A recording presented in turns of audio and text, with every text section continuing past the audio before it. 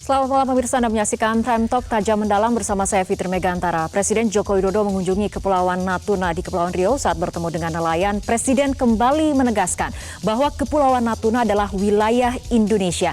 Tidak ada tawar-menawar atas kedaulatan negara. Dan kedatangan Presiden Jokowi ini ingin menyampaikan pesan bahwa negara hadir di Natuna. Zona ekonomi eksklusif yang berada di Laut Natuna Utara adalah hak yang melekat bagi nelayan Indonesia untuk mencari ikan. Dan terkait kapal asing terutama dari Tiongkok yang melakukan pencurian ikan terutama ataupun diduga melakukan pencurian ikan di Natuna Utara. Sebelumnya pemerintah RI ini sudah melakukan ataupun sudah memberikan sikap tegas dan melakukan berbagai upaya untuk kemudian menjaga hak kedaulatan di perairan Natuna Utara. Di antaranya pada tanggal 30 Desember yang lalu Kementerian Luar Negeri sudah melayangkan nota protes ke Tiongkok mengenai adanya dugaan kapal Tiongkok melakukan pencurian ikan di perairan Natuna Utara.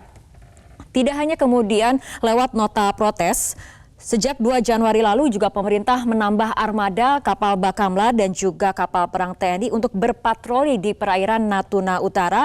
Artinya kemudian untuk meningkatkan pengamanan ataupun kemudian pantauan di sekitar perairan Natuna Utara. Dan kemudian kemarin tepatnya pada hari Selasa ini juga pemerintah Indonesia mengirim pesawat F-16 untuk menjaga wilayah Natuna, terutama untuk melihat ataupun memantau dari udara pantauan di perairan Natuna Utara. Dan kemudian hari ini juga Presiden Jokowi kemudian hadir di Natuna untuk menunjukkan bagaimana eksistensi Indonesia terutama di perairan Natuna Utara. Dan berikut kita simak pernyataan ataupun cuplikan pernyataan dari Presiden Jokowi pada saat berkunjung ke Natuna. Dan yang namanya kedaulatan itu tidak boleh ditawar, tidak ada tawar-menawar untuk kedaulatan. Tapi kita juga harus tahu apakah kapal negara asing ini masuk teritorial kita atau tidak. Tidak ada yang masuk ke teritori kita. Tadi saya tanyakan ke Panglima, apakah ada kapal yang masuk ke teritorial Indonesia? Tidak ada.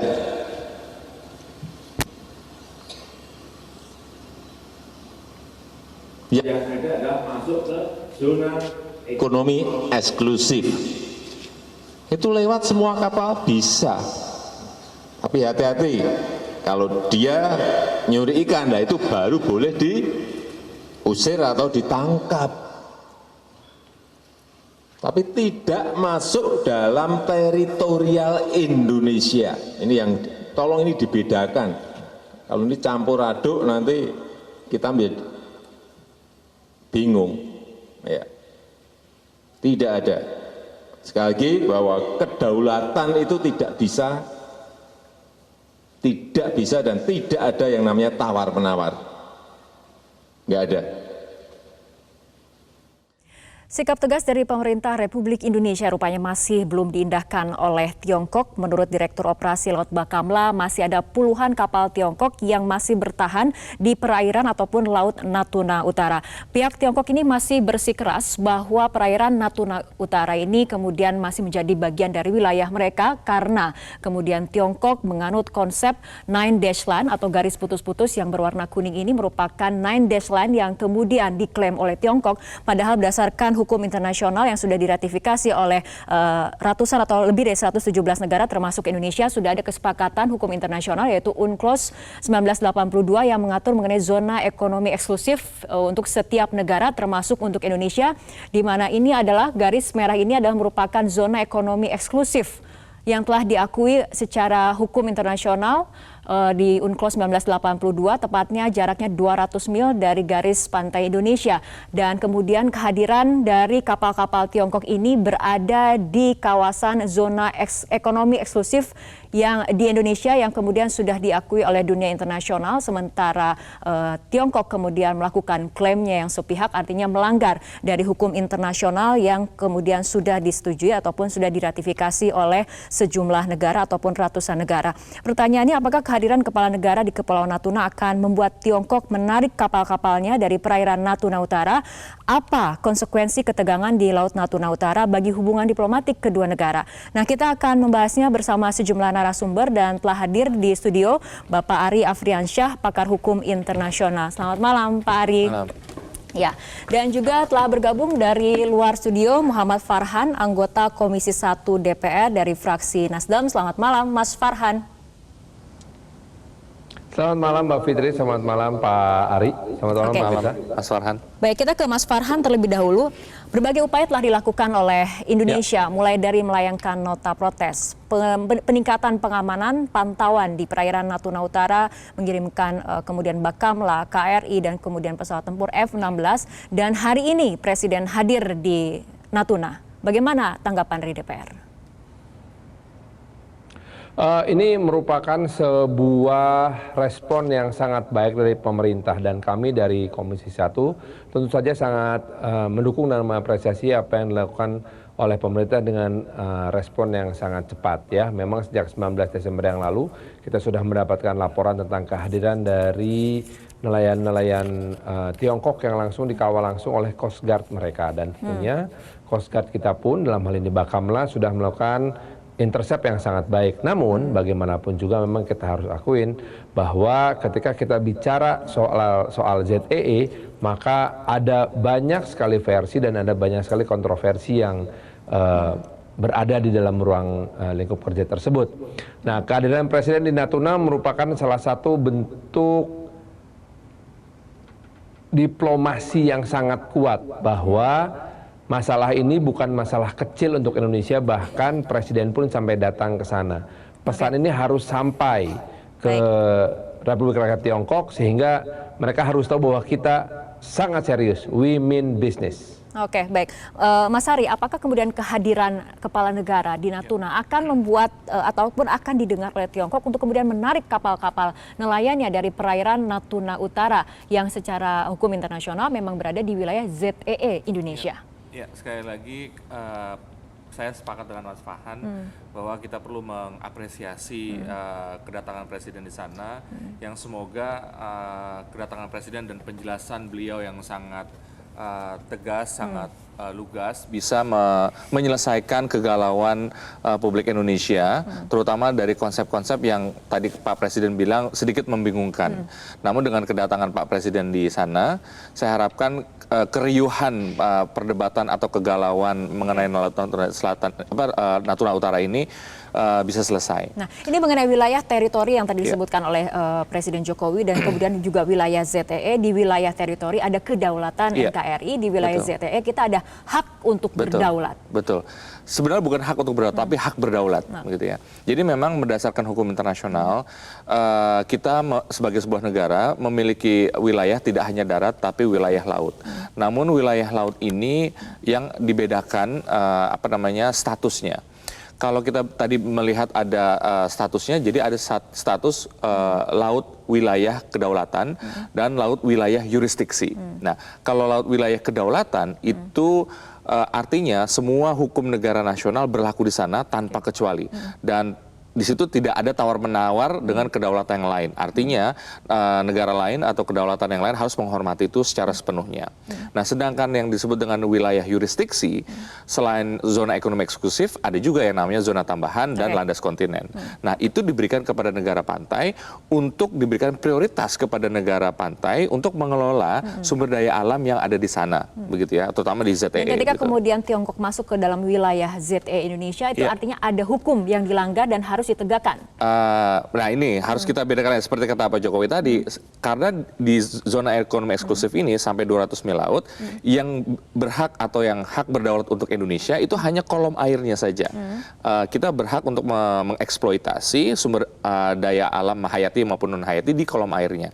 Di atasnya itu berlaku rezim hukum laut lepas. Di sana berlaku kebebasan bernavigasi. Artinya semua kapal asing itu bebas lewat di sana sepanjang tadi Pak Jokowi bilang tidak menangkap ikan tanpa izin, illegal fishing. Gitu. Baik, dan nantinya kemudian kita akan kembali menyapa Mas Farhan untuk membahas mengenai ada rencana Omnibus Law mengenai pengamanan di laut. Bagaimana kemudian respon dari DPR, kita akan lanjutkan sesaat lagi.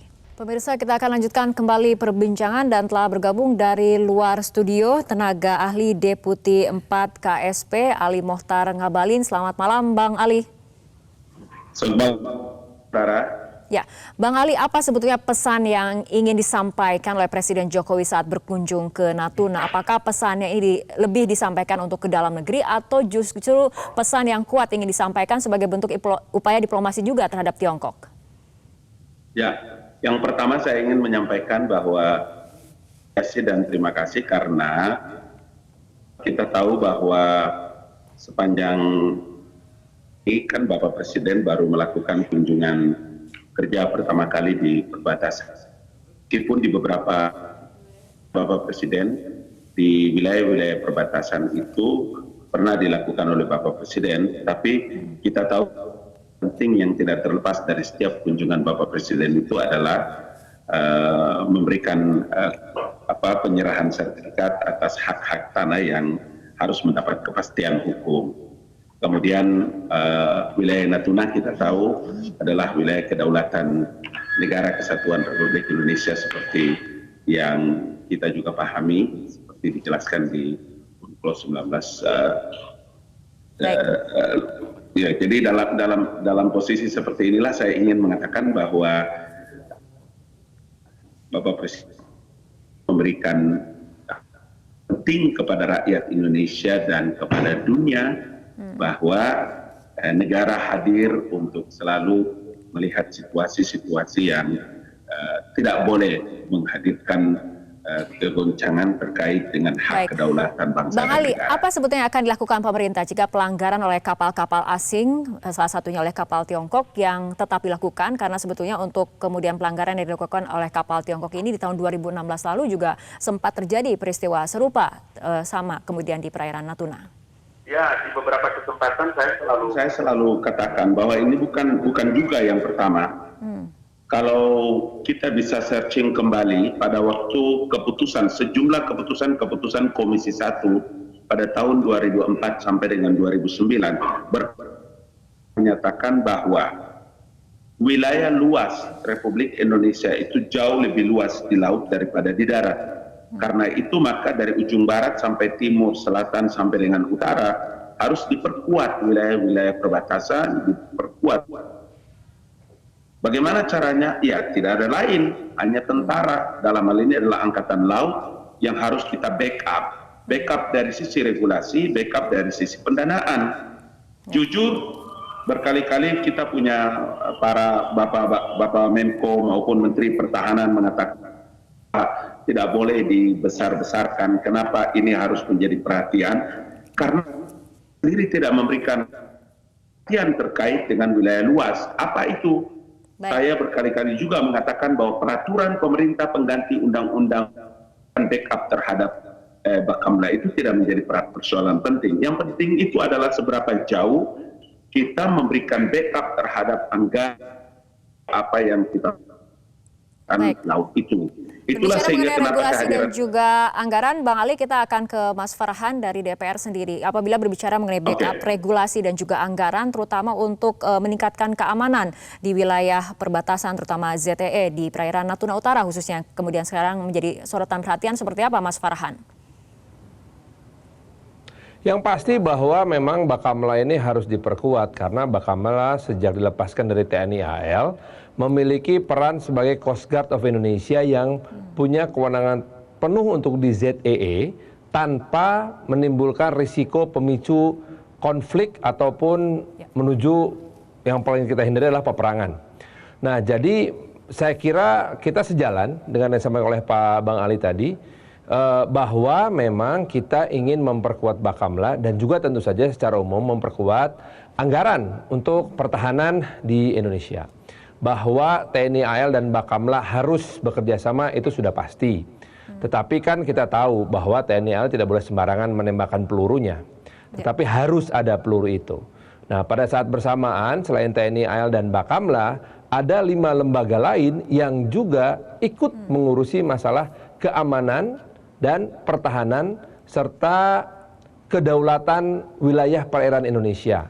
Nah, ini pun harus menjadi perhatian kita bagaimana membuat ke-7 lembaga ini bisa berkoordinasi dan mengoptimalkan pengamanan wilayah kelautan Indonesia. Itu sebabnya Omnibus Law kemudian menjadi sebuah kerangka yang baik.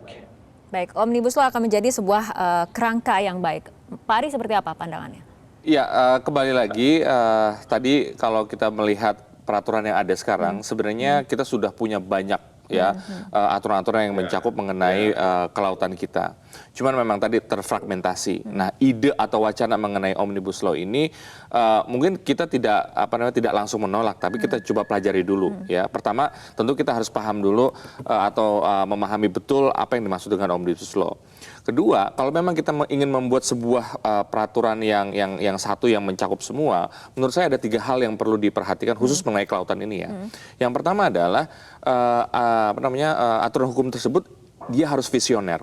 Karena yang namanya mengelola laut itu tidak hanya apa yang kita rasakan sekarang, tapi juga di laut itu banyak sekali misteri-misteri atau potensi-potensi yang bisa kita manfaatkan. Kita tidak hanya berbicara mengenai di wilayah laut kita sendiri, tapi juga laut di luar sana, ya, di laut bebas, baik di lautnya maupun di dasar lautnya, itu memiliki potensi yang luar biasa. Karena itu, maka negara Indonesia harus juga berpikir ke sana, terutama dengan konsep Global Maritime Fulcrum itu ya. Itu satu. Yang kedua, dia harus komprehensif, ya, artinya semua harus dicakup yang tadinya terfragmentasi menjadi diatur semuanya sehingga tidak ada satu bidang pun di bidang kelautan ini yang tertinggal.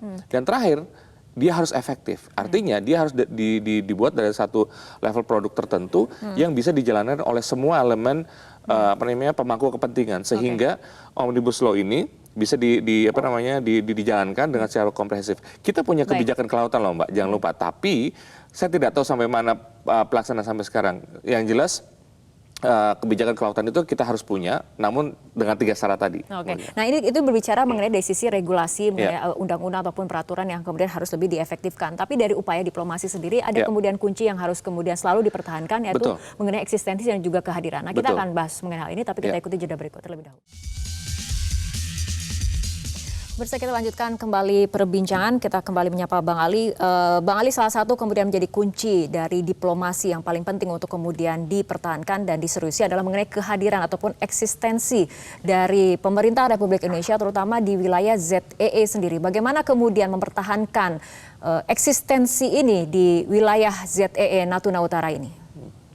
Ya, dalam perkembangan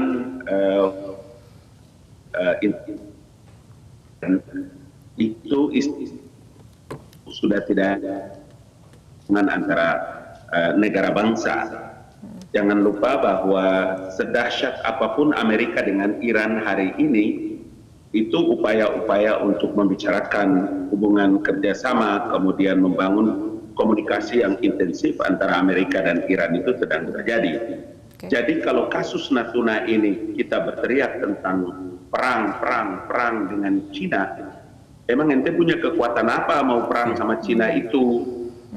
Bahwa kita punya komitmen untuk tidak pernah akan bisa mengakui siapa saja terlibat dalam zona ekonomi eksklusif negara Kesatuan Republik Indonesia, itu nyawa kita pertaruhkan. Tetapi dalam mengkomunikasikan ini bukan dengan cara yang seperti diteriakan dengan perang. Baik. Bang Ali, salah satu strategi dari pemerintah juga kemudian adalah mendorong nelayan untuk kemudian melakukan aktivitas ekonomi, menggali potensi sumber daya alam yang ada di perairan Natuna Utara. Tapi bagaimana bentuk supportnya dari pemerintah Indonesia kepada para nelayan ini?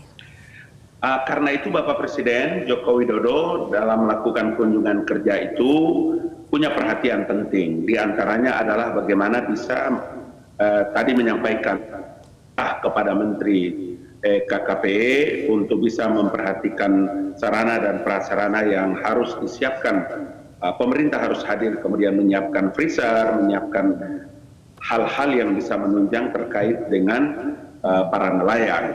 Yang kedua adalah negara dan pemerintah memastikan, Presiden Joko Widodo memastikan bahwa semua nelayan yang mencari ikan kemudian melaut itu, negara memberikan kepastian atas keamanan mereka untuk tidak diganggu oleh siapapun di atas zona ekonomi eksklusif maupun dalam wilayah kesatuan negara Republik Indonesia. Itu pesan penting yang disampaikan oleh Bapak Presiden Joko Widodo. Dengan kehadiran beliau ada di Natuna itu memastikan dan memberikan pesan kepada seluruh rakyat Indonesia bahwa saya Presiden Joko Widodo ada dan hari ini saya datang di Natuna untuk memberikan kepastian pesan kepada seluruh rakyat Indonesia dan nelayan yang ada di Natuna bahwa Republik ini kita memiliki satu kekuasaan yang tidak bisa ditandingi oleh siapapun, termasuk wilayah kekuasaan kita di laut. Oke, Mas Ari, konsistensi eksistensi Indonesia di wilayah ZEE, kemudian tadi ada support kepada nelayan seperti itu, dan kemudian juga ada upaya melayangkan nota protes. Konsistensi upaya-upaya seperti ini berapa penting untuk kemudian tetap dipertahankan untuk menunjukkan sikap pemerintah Indonesia? Ya, jadi begini Mbak, jadi kalau dalam hukum internasional ya, terhadap sebuah wilayah yang belum disepakati adalah lumrah ya bagi negara secara sepihak mengklaim wilayahnya sampai mana. Tapi kan sudah ada hukum internasional di UNCLOS 1982. Betul sekali, dengan tata cara yang diberikan oleh UNCLOS. Seperti Indonesia, Vietnam, Filipina dan yang lainnya. Artinya dia mengklaim zona ekonomi eksklusif paling jauh 200 mil laut. Nah cuma saja Cina ini mengklaim yang tidak sesuai dengan UNCLOS. Makanya putusan PCA pun mengatakan 9 Days Line itu tidak berdasar atas apapun dalam hukum internasional. Nah kita yang sampai sekarang juga masih belum menyelesaikan batas wilayah ZEE kita dengan negara tetangga yang mana kita akui klaim mereka juga, ya sepanjang itu pula kita harus menunjukkan kehadiran negara itu secara damai. Apa itu namanya? Yaitu peaceful display of sovereignty. Artinya pada saat itu negara harus hadir dengan cara apa ya tadi, aparat penegak hukumnya di wilayah jurisdiksinya itu ada di sana untuk menjaga. Kita lihat ada nggak nih kapal asing yang secara ilegal menangkap ikan, sekaligus menjaga nelayan-nelayan kita. Ayo kita dengan aman kita menangkap ikan. Dengan demikian kalau ada tadi kapal Cina yang datang kita usir, atau kalau ada yang mengambil ikan kita proses begitu. Dan kita proses artinya harus ada penegakan hukum yang tegas untuk memberikan warning ya. Dan nota protes itu tetap harus kita lakukan kalau ada seperti yang Cina lakukan. Karena apa?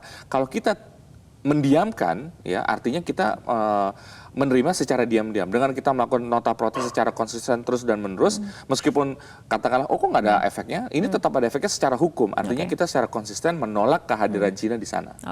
Baik, Mas Farhan, kita akan lanjutkan kembali perbincangan dengan Anda, terutama menyangkut mengenai kebijakan. Sebelumnya kita lihat ada penenggelaman kapal bagi kapal-kapal asing yang coba mencuri ikan. Apakah kebijakan seperti ini artinya harus kembali diterapkan? Nah, kita akan bahas mengenai ini, tapi kita ikuti jeda berikut terlebih dahulu.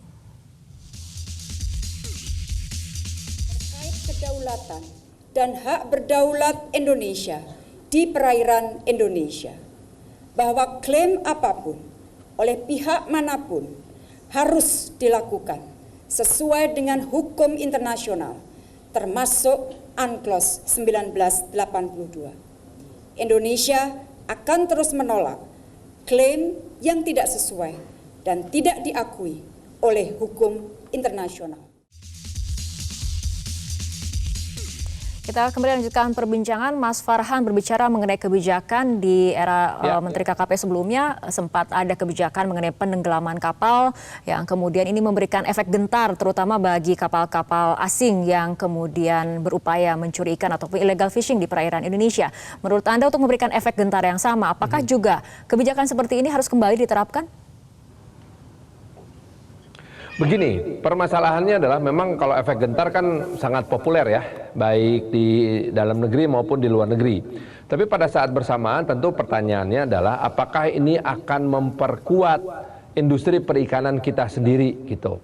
Karena gini, memang kita harus memperkuat Bakamla, juga kemudian memperkuat TNI AL. Pada saat bersamaan kita juga harus memperkuat Polisi Udara dan Air, Kementerian Perhubungan, KKP, Patroli Bea Cukai dan Imigrasi. Ini 7 lembaga yang punya kapal di wilayah keamanan laut kita ini gitu.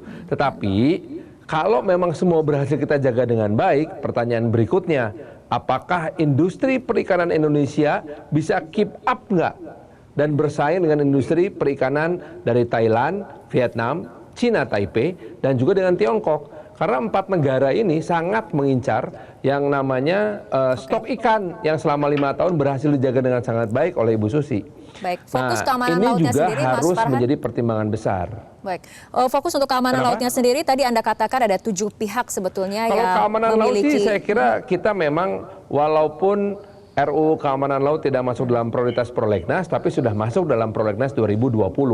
Nah, sehingga kita memang bertujuan untuk melihat kemungkinan dari single agency, di mana di luar TNI dan polisi, maka ada satu agensi yang akan melakukan koordinasi operasi pengamanan laut, terutama di ZEE-nya ini gitu. Dengan kemudian melihat peristiwa yang terjadi saat ini di perairan Natuna Utara, ini untuk RUU Kamla ini kapan akan kemudian selesai dibahas untuk kemudian bisa fokus menentukan siapa yang paling berwenang untuk menjaga keamanan laut? Tanggal 13 Januari besok kita akan memulai masa persidangan. Insya Allah kita langsung berkomunikasi langsung dengan Badan Keamanan Laut dan juga dengan pihak-pihak lain yang keterkaitan keamanan di laut ini.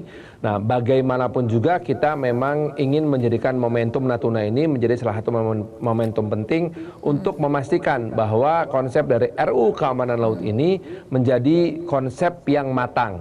Sehingga walaupun tidak masuk ke dalam prioritas prolegnas, kita bisa selesai di tahun 2020. Mohon maaf saya belum bisa menjanjikan karena bagaimanapun juga kita mesti bicara dengan banyak pihak ya kalau menentukan kapan undang-undang ini selesai. Oke, baik, terima kasih Mas Farhan telah bergabung bersama kami malam hari ini dalam Prime Talk, dan pemirsa tetaplah bersama kami. Perbincangan dalam Prime Talk akan kembali kami lanjutkan sesaat lagi. Pemirsa, kita lanjutkan kembali perbincangan. Kita akan kembali menyapa Bang Ali. Bang Ali, artinya berbagai upaya telah dilakukan. Next, apa yang akan dilakukan oleh pemerintah ketika kemudian menemukan kapal-kapal Tiongkok ini masih bertahan di perairan Natuna Utara? Ya, kehadiran Natuna ini, saya percaya dilakukan oleh berlangsung. Kehadiran Bapak, seperti saya katakan, terhadap dan kedaulatan negara Indonesia. Untuk langkah yang kedua, kecuali memang tentara perkuat dalam hal itu adalah menjaga kedaulatan negara kesatuan Republik Indonesia. Jiwa, raga, dan nyawa persembahkan Republik Indonesia. Maupun pemerintah harus membackup habis laut terkait dengan wilayah negara kesatuan Republik.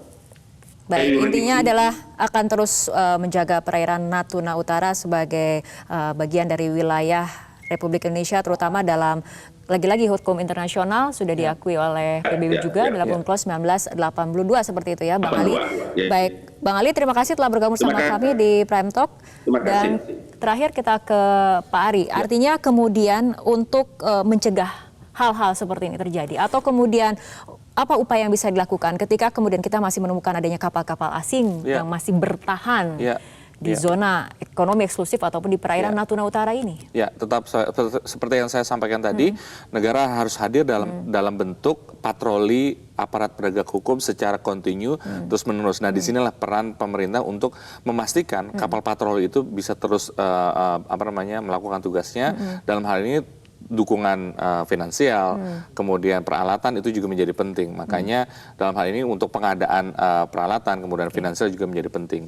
Dan yang lebih penting lagi adalah semoga dengan kehadiran Presiden ini merupakan efek puncak sehingga konflik ini menjadi mereda, rakyat percaya kepada pemerintah, pemerintah melaksanakan tugasnya, presence di Laut Natuna Utara. Kemudian Cina pun dengan melihat Pak Jokowi sudah hadir, semoga juga menurunkan tensinya sehingga sudah selesai. Saya rasa Cina juga menganggap Indonesia sebagai mitra strategis dan juga yang sangat potensial untuk melakukan hubungan secara bilateral. Oke, kita harapkan memang ada kemudian upaya-upaya yang konsisten, lagi-lagi untuk menjaga hak berdaulat, untuk kemudian menjaga eksistensi dari pemerintah Indonesia, terutama di wilayah perairan Natuna Utara. Seperti itu ya Pak Ari. Baik, terima kasih Pak Ari telah bergabung dan berbincang bersama kami dalam Prime Talk untuk malam hari ini. Dan pemirsa, perbincangan tadi menutup perjumpaan kita dalam Prime Talk. Mewakili kerabat kerja yang bertugas, saya Fitri Megantara mengucapkan terima kasih atas perhatian Anda. Selamat malam, sampai jumpa.